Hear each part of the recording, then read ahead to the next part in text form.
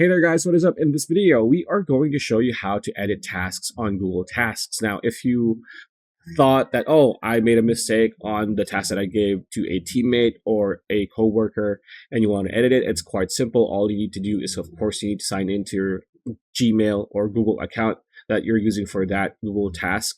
And once you are here, you just choose whatever task you want to edit. For example, we want to edit task 1, right? So all we need to do is hover our mouse here and click on task 1 like so. We can just edit it however we want. So for example, I want to edit the name. So task 1, for example, and then you can edit the details. So change detail here. There you go. You can even edit the date or the deadline for this. For example, we want it today, but we can just push it to, say, Saturday.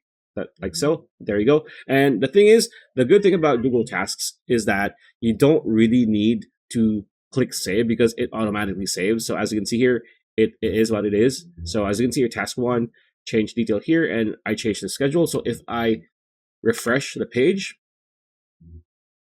it's still going to be the same. So it automatically saves your edits for whatever task you just changed. So pretty much it. That's a video. Hope you liked it. Like, comment, share, subscribe, ring that bell icon. I'll see you on the next video.